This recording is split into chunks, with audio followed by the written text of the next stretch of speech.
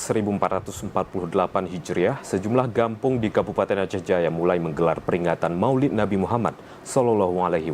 Tradisi yang digelar secara turun-temurun itu diisi dengan zikir, kenduri, dan ceramah agama.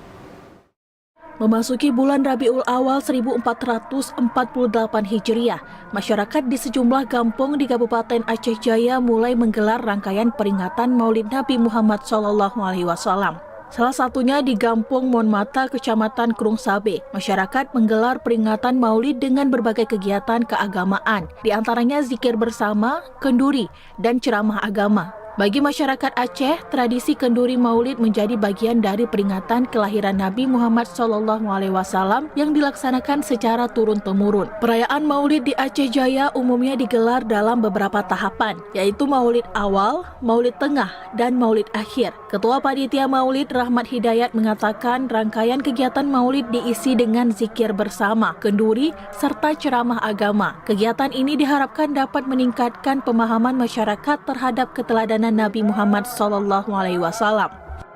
Ya, alhamdulillah di Kampung Monmata selama bulan Maulid memang kami ngambil di Maulid pertama, Maulid 12.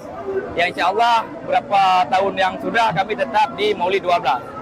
Peringatan Maulid juga menjadi momentum bagi masyarakat untuk mempererat silaturahmi dan kebersamaan antar warga. Melalui tradisi yang terus dipertahankan ini, masyarakat Aceh Jaya tidak hanya memperingati kelahiran Nabi Muhammad SAW, tetapi juga menjaga tradisi keagamaan yang telah berlangsung secara turun-temurun.